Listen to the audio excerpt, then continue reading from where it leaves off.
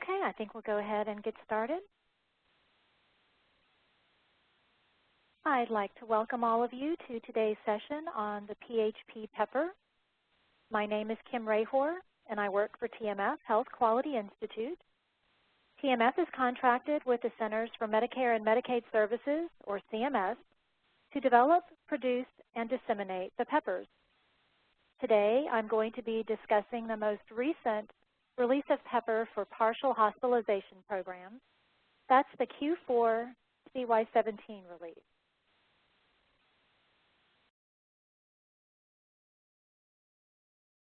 So today, I'm going to be reviewing again, the newest PEPR that's just been released, the version Q4, calendar year 2017.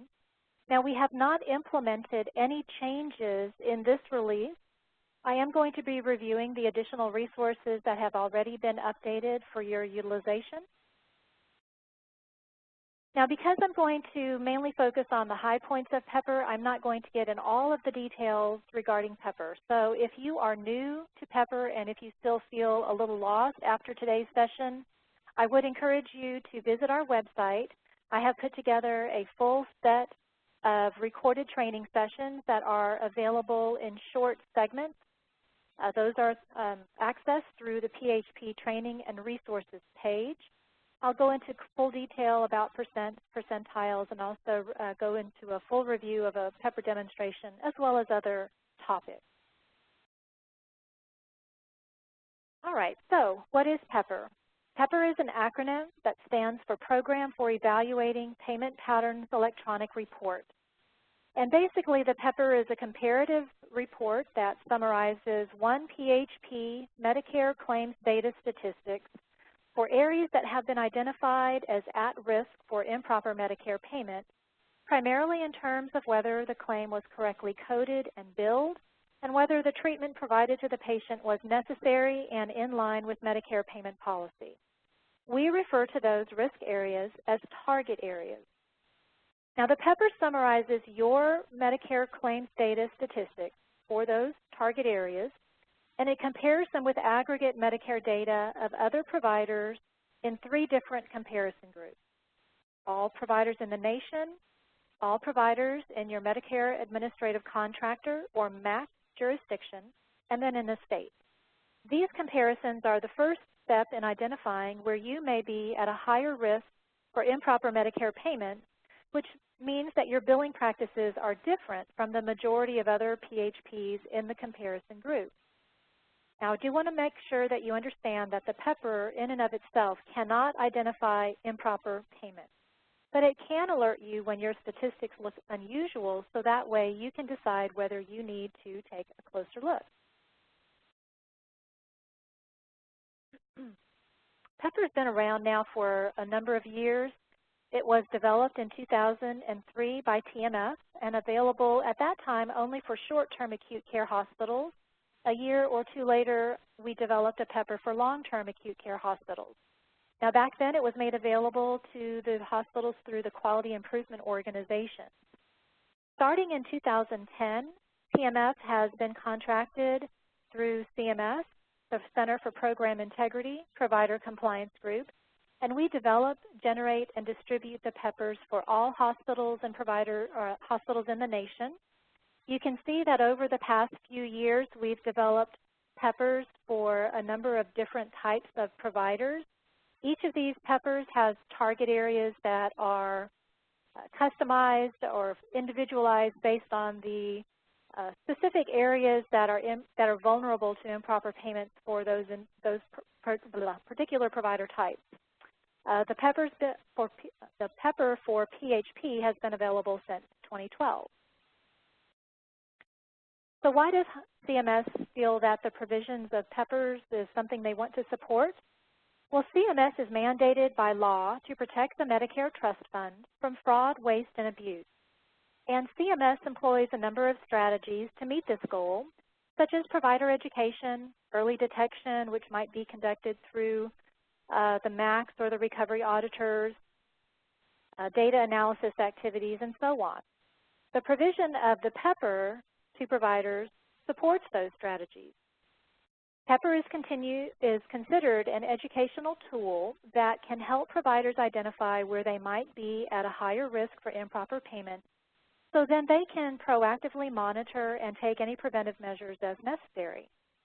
I should also mention that the OIG, or Office of Inspector General, encourages providers to have a compliance program in place to help protect their operations from fraud and abuse.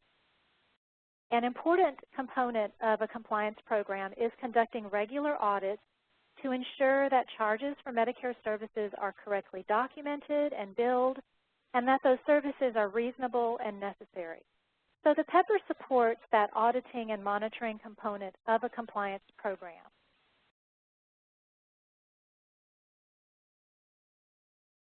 So let me move on now and talk specifically about this newest Pepper, the version Q4 CY, or calendar year 17. This release of Pepper will summarize statistics for PHP episodes of care that end in the most recent 3 calendar years. So that would be calendar year 2015, calendar year 2016, and 2017. And the calendar year starts on January 1 and it runs through December the 31st. Now each time we produce a Pepper, we download the claims data from the paid claims database for all of the time periods that are included in that Pepper release. So that means that it's possible that you may see some slight differences in numerator or denominator counts or target area percents or percentiles from the previous release. So keep that in mind that because we refresh the data, any corrected claims or late claims that may have been submitted, that will be considered in the next release of the Pepper, so you might see some small differences there. We do remove or roll off the oldest year as we do add on that newest one. I want to spend just a little bit of time on what an episode of care is as it pertains to the PHP Pepper. In the PHP Pepper, we summarize the statistics based on these episodes of care. Because a beneficiary could receive PHP services for varying lengths of time, from say 1 day to several months, we create an episode of care from the claims that are submitted for a beneficiary to represent one episode or one course of treatment. It's kind of analogous to a hospital's discharge. To identify an episode, we obtain all of the claims that were submitted by the PHP for a beneficiary, and then we sort them from the earliest claim from date to the latest.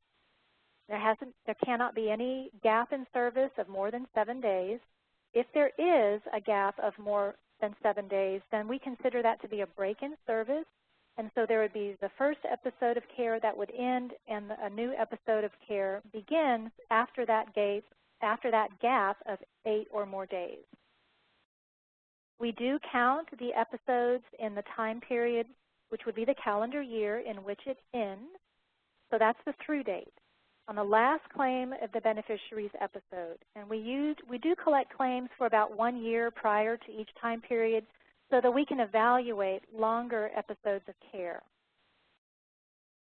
I'm not going to specifically walk through this slide, but we wanted to give you an idea of how we identify these episodes of care. And in this example, we have all these claims for one particular beneficiary. You can see that we have the first episode ending after the 4th claim because there weren't any gaps of greater than 7 days between those claims. And then we did have a gap of 95 days starting with between Claim 4 and Claim 5. And so we have 2 episodes of care here, and the episodes are ending in calendar year 2015, both of those episodes. Even though the first episode started in calendar year 2014, the last day, the through date of the last claim was in calendar year 2015. Okay, now let's move on and talk about those improper payment risks that are specific to PHPs. PHPs are reimbursed on a per diem basis under the OPPS, the Outpatient Prospective Payment System. And there are 4 different PHP APCs, or ambulatory payment classification rates. There are 2 APCs for level 1 and 2 APCs for level 2. Those are for distinguish between the community mental health centers have one type of APC and the hospital-based PHPs have another. When we developed these target areas for the PEPR, first of all, we reviewed the PHP reimbursement methodology. We also took a look at issues that had been identified by other regulatory agencies. We also consulted with CMS subject matter experts to identify potentially vulnerable areas. And then we carefully analyzed claims data at a national level to ensure that the target areas that we were going to be including would have sufficient data that the PHPs could find useful. I should also mention that each year we take a look at the target areas. We assess whether they are still applicable and if there is a sufficient number of providers that receive data. And so as a result of that annual assessment, we may recommend changes to the target areas over time. So sometimes we do make those changes. This year, though, there have not been any changes made to the PHP target areas from the previous release. I did want to mention that this report that the OIG released a few years ago regarding questionable billing for CMHCs for PHP services, we did refer to this when we were putting together the PEPR. This report includes 9 questionable billing characteristics, and it can be found at the link on the slide in case you might be interested in taking a look at that. It is from August 2012, but I do believe probably most of those issues are still pertinent in today's world.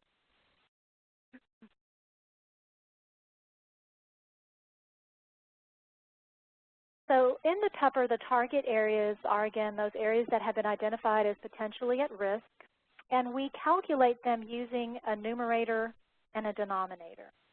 In the numerator, we count the episodes that are potentially problematic, and then the denominator gives us a larger reference group so that we can calculate a target area percent.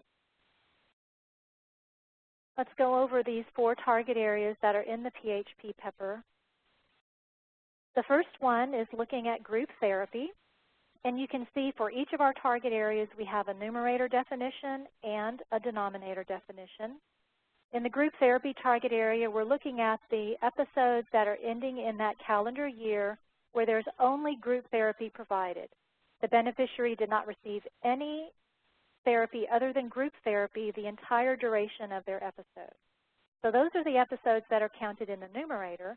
And then in the denominator, we're looking at all of the episodes, whether they received group therapy their entire time or not. This particular target area is really focused more on the failure to provide or the lack of providing individual therapy, because we know that group therapy is less costly to provide than individual therapy, so there could be a financial incentive to provide group therapy when individual therapy might be more appropriate for the beneficiary. So that's what this target area is looking at. No individual psychotherapy here. We are looking at the episodes of care where the beneficiary did not receive any individual psychotherapy or throughout their entire episode of care. And this is, again, wanting to focus on the concern that perhaps financial considerations may be driving that care that the beneficiary received. The last 2 target areas, the 60-plus days of service target area is really related to the fact that there is not any limit on the length of time that a beneficiary could receive PHP services. So it certainly is possible that those services may be continued beyond the point where they're necessary. So here we're looking at the beneficiaries who receive greater than 60 days of service. And here we're counting actual days of service. not looking at the difference between the from date and the through date of the first and last claim. These are the actual days of service here. So we're looking at excessive days of care, or the potential for excessive days of care. And the last target area, 30-day readmissions. We do know that reducing readmissions has been a focus of CMS for a number of years now. Readmissions can be an indication of perhaps incomplete care, premature discharge, inadequate patient discharge instructions, or perhaps patient noncompliance. We're looking at the proportion of Medicare beneficiaries who are readmitted either to the same PHP or to another PHP within 30 days of the last date of an episode of care. If you have a high percentage of 30-day readmissions, you might want to think about the discharge planning process, think about if that could be strengthened, or perhaps is there some concern with beneficiaries being discharged prematurely.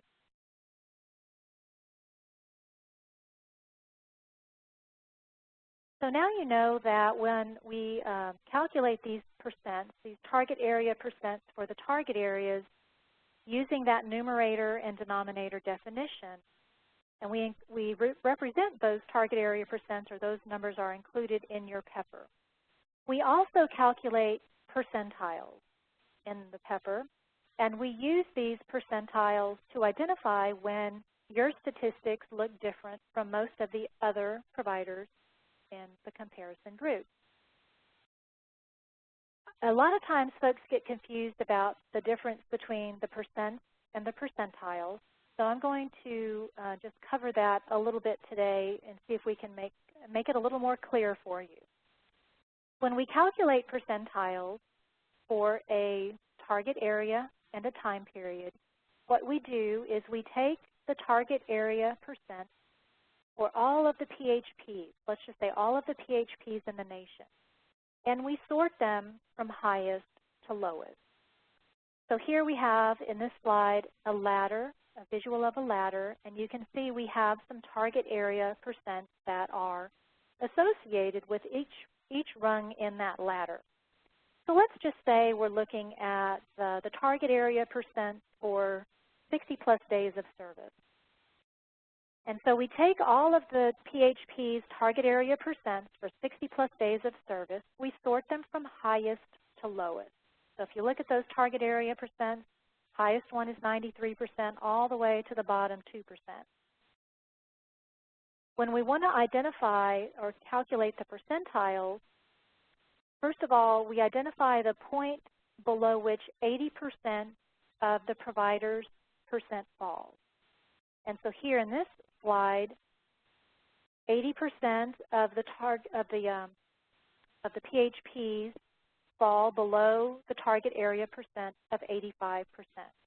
So in this example, 85% is at the 80th percentile. All the PHPs that have a lower target area percent are below the 80th percentile. These two top providers here, the 93% and the 85%, they are at or above the national 80th percentile, and so we'll identify them as an outlier in the PEPR. We simply use the 80th percentile as the boundary when we identify these outliers, and so if you're identified as an outlier in your PEPR, you will know that your target area percent is somewhere in the top 20% of providers for that particular time period. We'll talk a little bit more about this ladder when we move into the demonstration of the PEPR here just momentarily. Before I do that, I want to just also briefly review the comparison groups, because I did mention that we have 3 comparison groups in the PEPR. There's the national group, which includes all of the PHPs in the nation. The MAC jurisdiction is all of the PHPs that submit their claims to the same MAC for Medicare reimbursement. So in this example, that's the JH, I believe, jurisdiction. And so any of the providers that submit their claims to JH would be included in that MAC jurisdiction. And then the smallest comparison group is, of course, all of the providers in the state.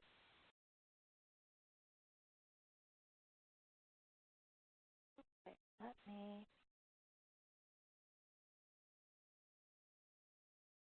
back and share a sample pepper now.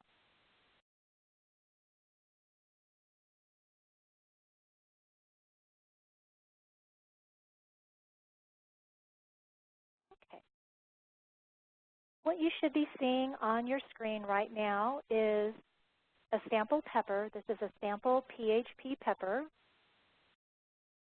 When you look at your pepper, well, before I go into that, there's a reminder the pepper is a Microsoft Excel workbook, and you'll navigate in the pepper by clicking on these worksheet tabs along the bottom of the screen. When you first open your pepper, it comes to this page. We call this page the purpose page. And you'll see on this line here your CMS certification number or provider number, as well as your provider name. This pepper summarizes the most recent 3 calendar years through the 4th quarter of calendar year 2017. There is a little bit of information about pepper here. Give you the version number, Q4CY17. That always represents the most recent quarter of statistics that are included in the pepper. And here you would see your MAC jurisdiction's name. This is the MAC to which your organization submits its claim for Medicare reimbursement. And so when you're looking at the jurisdiction comparison group numbers in the pepper, you'll know you're being compared against all of the other PHPs in that same MAC jurisdiction. We do include in all of our peppers a definitions worksheet where you can find the complete numerator and denominator definitions for all of the target areas. We added this in the case that people are looking through their pepper and they're trying to figure out or get a handle on what episodes are included in the numerator and what's included in the denominator. So you can flip to this definitions worksheet and quickly have that question answered for you. The next report is called the Compare Targets Report.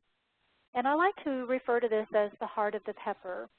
It really is the only place where you can see all of your statistics all on one page. These are the target areas and the statistics for the most recent calendar year. So this is calendar year 2017 statistics. And even though there are 4 target areas, this particular PHP only has 3 target areas listed on this report.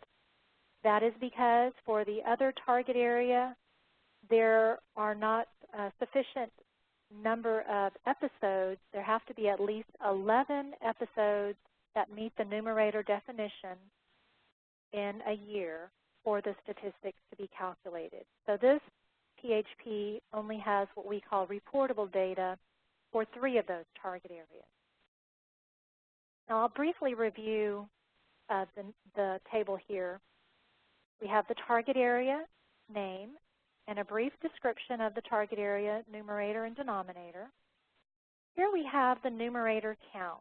So for example, for no individual psychotherapy, this PHP had 437 episodes where the beneficiary did not receive any individual psychotherapy. When compared to the denominator, which is all episodes, that's not found on this report, we have a target area percent of 89.4%. Now most of you could probably calculate this number yourself, but you really wouldn't know how your statistics, how your percent compares to that of all of the other PHPs in those 3 different comparison groups. And so that's where the percentile becomes really valuable. It can help give you some context. So I want you to think about that ladder, have that ladder image in your mind. We know that we have a target area percent of 89.4%. This here tells us that our national percentile is 28.3. So thinking about that ladder, 28.3% of all of the PHPs in the nation have a lower target area percent than we do.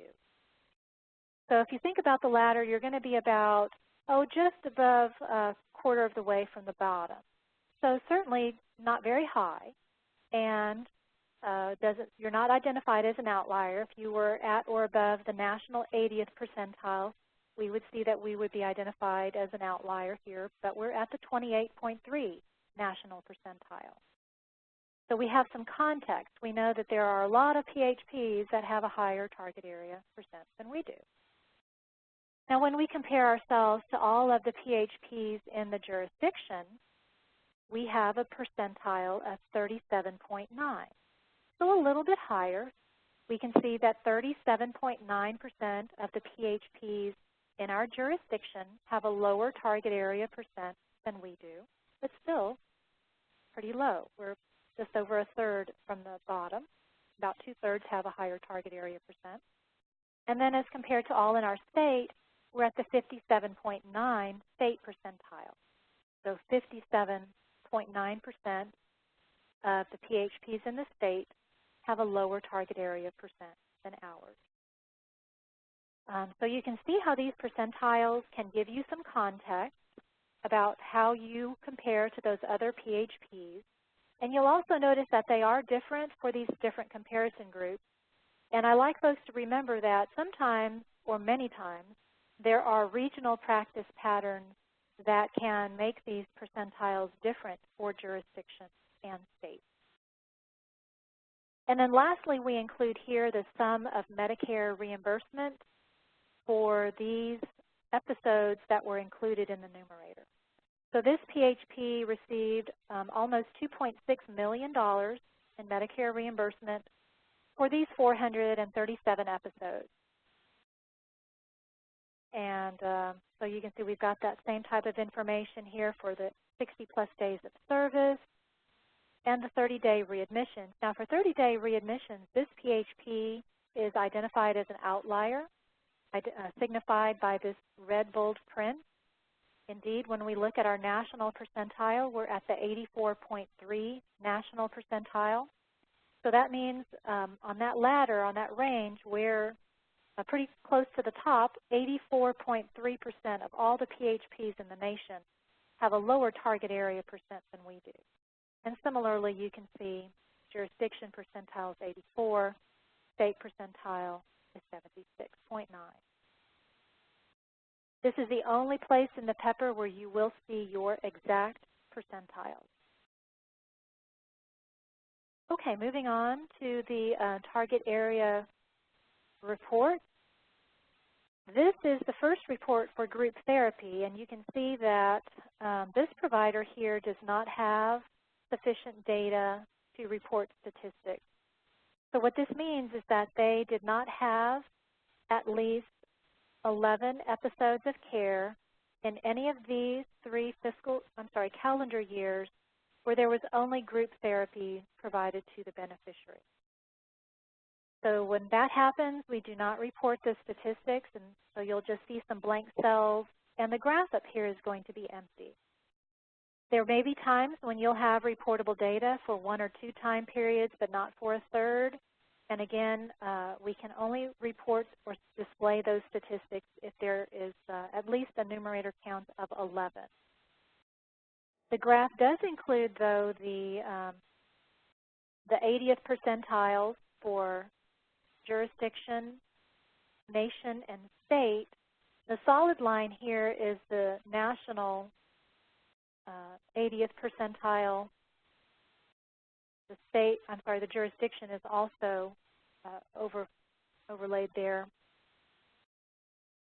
So down here just a little bit to the bottom where you can see the comparative data. These are the target area percent that are at the 80th percentile for nation and jurisdiction and state.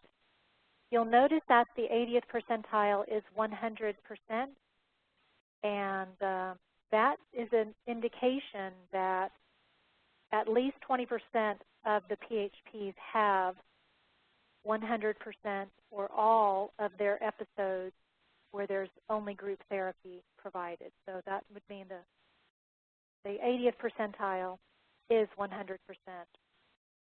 In the state comparison group, we did not have at least 11 providers or 11 PHPs that had reportable data to calculate the percentiles, and so you'll see zeros there. All of our target area reports do include a section at the very bottom, which would be suggested interventions that you could consider if you are an outlier for the target area.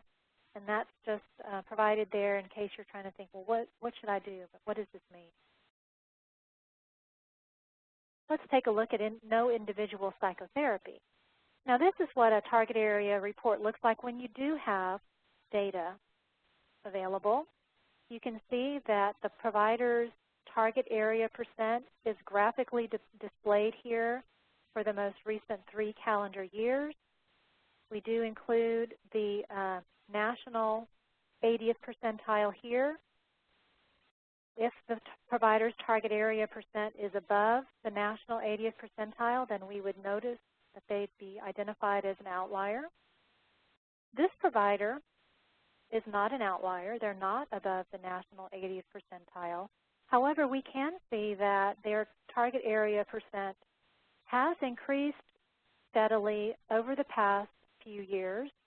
Now, that might be something they expect because they perhaps have changed their the services that they offer, or maybe their patient population or referral sources have changed, or maybe there's been a change in the staff that submit the claims and that type of thing.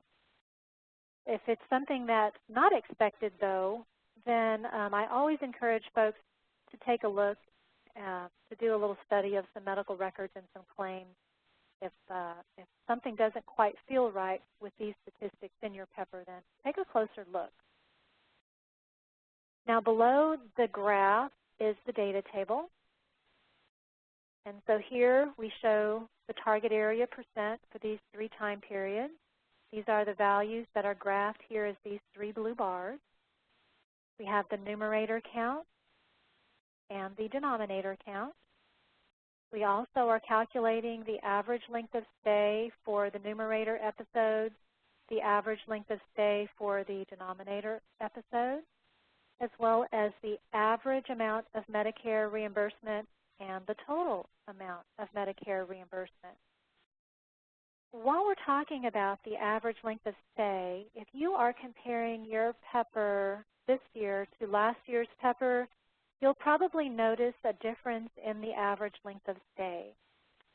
Last year, following the webinar that I did in coordination with our analytical team, I learned that the average length of stay that was calculated in the PEPR for the target areas was not actually the average length of stay taking into account the from date on the first claim in the episode all the way to the through date in the last claim of the episode.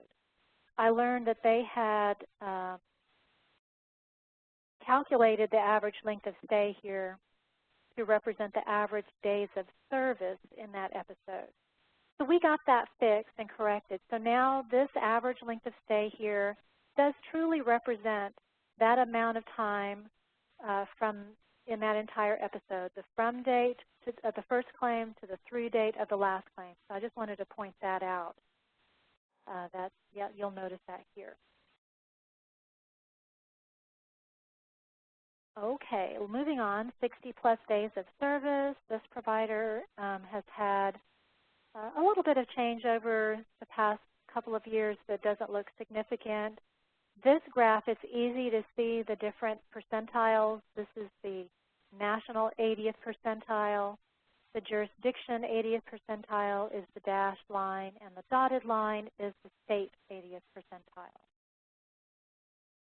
And then 30-day readmissions, again, a little bit of changes over the past few years. Now, for this target area, this provider has been an outlier above the 80th percentile for all 3 years. And so you'll see that not only does their blue bar exceed the 80th percentile for the nation, but also we have the red bold print here as a visual cue. Of course, we do have the other statistics there as well. And there are a couple of other reports in the pepper. This one identifies the top diagnoses for the PHP in the most recent calendar year. These are the clinical classification software diagnosis categories.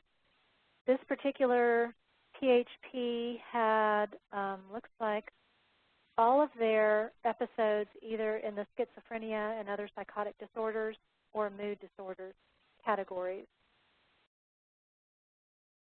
We can compare that to the nationwide top diagnoses for the most recent calendar year. This is summarizing all of the episodes for all PHPs in the nation. Some of this information might be helpful in a comparative way. You can see the total number of episodes for each category, the proportion of total episodes, and then the national average length of stay. On the PHP report, we have the PHP's average length of stay. Okay, let me go back to the presentation here and continue on.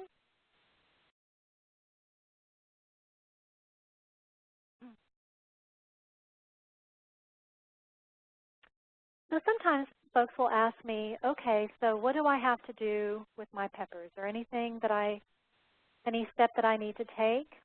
Well, first of all, no, you're not required to use your pepper, and you're not required to take any action in response to the statistics that you see in your pepper.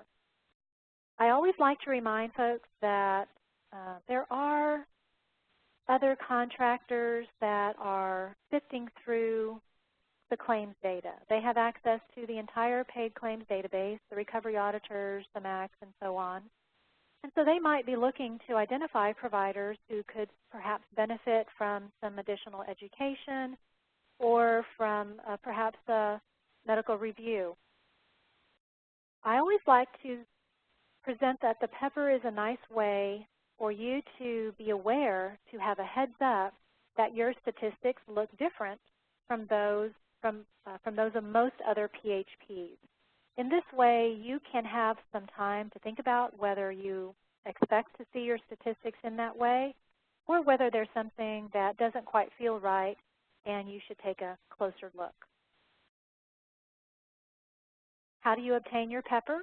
We do distribute the pepper electronically on an annual basis, and the distribution method is different based on whether you are a hospital-based PHP or whether you're a community mental health center. We can't send the pepper by email because it is considered to be sensitive information, so we do have to distribute it in a secure fashion. The PHP units of hospitals, that would be short-term acute care hospitals or IPS, they're delivered through a QualityNet exchange upload to the hospital QualityNet administrators and to those with basic user accounts. QualityNet is a secure distribution system that was developed by CMS for the reporting of hospital quality data. And so it's usually someone involved with the hospital submission of quality data that does have that QualityNet account. If you can't find a quality administrator, or if you don't have one at your hospital, you can contact the QualityNet help desk to get a quality administrator role. As a reminder, when we upload the peppers to QualityNet, they are available for 60 days. And then after that, they are moved out of the system. So please download your pepper from QualityNet as soon as you can once you're notified that it's been released. The CMHC PHPs receive their pepper through our portal, the Pepper Resources portal. You access that through our website, pepperresources.org. Click on the pepper distribution, get your pepper link. There are some instructions there if you're new to this process, and then you can access the portal. Each release of the pepper is going to be available for approximately 2 years from the original release date. When you visit the portal, you will need a couple of pieces of information. You'll need your 6-digit CMS certification number, and you will also need, for verification purposes, either a patient control number or a medical record number from a claim of a Medicare beneficiary that was receiving services between October 1 and December 30th of 2017.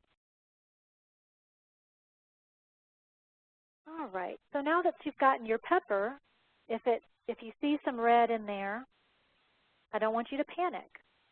Remember that just because you're an outlier doesn't necessarily mean that you're doing anything wrong, that any compliance issues exist. But think about why you are an outlier. Do those statistics, again, reflect your patient population, your operation, your referral sources, your healthcare environment? If you feel that you need to take a closer look, you could sample some claims, review the documentation in the medical record to make sure that everything was coded and billed appropriately based upon that documentation in the medical record. The main point is to ensure that you're following the best practices even if you're not an outlier. Okay, now let's move on to some of the aggregate data that we put together. There are national level statistics that are available on the pepperresources.org website on the data page. And these reports put together at a national level statistics for each of the 4 target areas, as well as for those top diagnosis categories. We do refresh those with each release, and so they have been updated for calendar year 2017. We also have available on the Training and Resources page, of course, the PEPR User's Guide. We have a spreadsheet out there that identifies the total number of PHPs in each of the 12 MAC jurisdictions in total, and also breaks it out by state. So if you're interested in that, it's out there on the Training and Resources page. I've mentioned the recorded training sessions that we have, and there's also a sample PHP PEPR that's out there. If you need assistance with PEPR, if you're having trouble accessing your PEPR, or if you have questions about the statistics in your report, please contact us through our help desk. And there's a little form there that you're going to complete. A member of our team will respond promptly to assist you. And do ask that you not contact any other organizations for assistance with PEPR. That's a part of our contract, and we're happy to provide support. This is a screenshot of our homepage, pepperresources.org. At the bottom of the screen, you can see I've circled the section for partial hospitalization programs, where you can easily access the user's guide, the training and resources, as well as the distribution page. All right, this takes us to the portion of the training where we can get into some questions.